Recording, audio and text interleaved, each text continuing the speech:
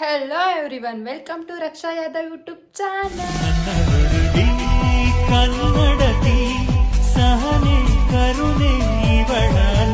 ಎಲ್ಲರೂ ಹೇಗಿದ್ದೀರಾ ನೋಡಿ ಗೈಸ್.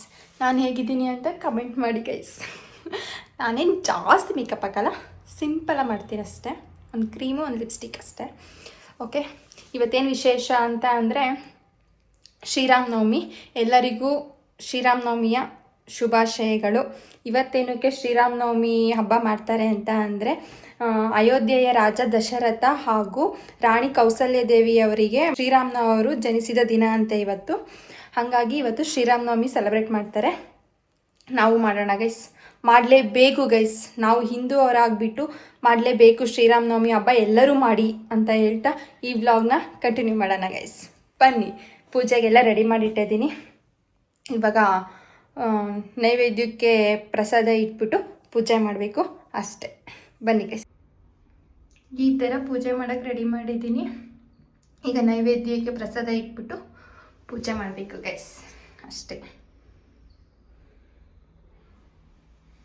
ಎಷ್ಟು ಚೆನ್ನಾಗಿ ಅಲಂಕಾರ ಮಾಡಿದ್ದೀನಲ್ವ ಗೈಸ್.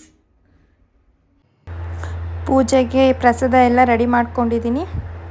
ಉಪ್ಪು ಹಾಕಲ್ಲ ನಮ್ಮ ಕಡೆ ಪೂಜೆಗೆ. ಪೂಜೆ ಆದಮೇಲೆ ಹಾಕ್ಬಿಟ್ಟು ನಾವು ತಿನ್ಕೊತೀವಿ ಗೈಸ್. ಇದರಲ್ಲಿರೋ ಹಣ್ಣನ್ನ ಮಿಕ್ಸಿ ಜಾರ್ಗೆ ಹಾಕ್ಕೊಂಡು ರುಬ್ಕೋಬೇಕು. ಬೆಳಗ್ಗೆನೆ ಬೆಲ್ಲ ನೆನೆಹಾಕ್ಬಿಟ್ಟು ಬೆಲ್ಲದ ನೀರ ಇದಕ್ಕೆ ಮಿಕ್ಸ್ ಮಾಡಿಕೊಂಡು ಏಲಕ್ಕಿ ಪುಡಿ ಹಾಕ್ಕೊಂಡ್ರೆ ಪಾನಕ ರೆಡಿ ಗೈಸ್.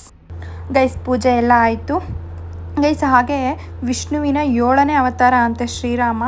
ಎಲ್ಲ ದೇವರು ಒಂದೇ ಗೈಸ್, ಆದರೆ ಅವತಾರ ಬೇರೆ ಬೇರೆ ಅಷ್ಟೇ ಗೈಸ್. ನಾನು ಅಂದ್ಕೊಂಡಿರೋದು, ನೀವೇನು ಅಂದ್ಕೊಂಡಿದ್ದೀರೋ ಕಮೆಂಟ್ ಮಾಡಿ guys.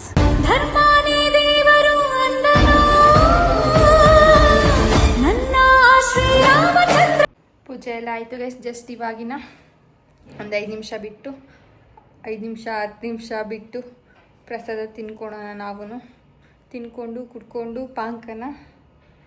Happy Sri Rama Navami once again.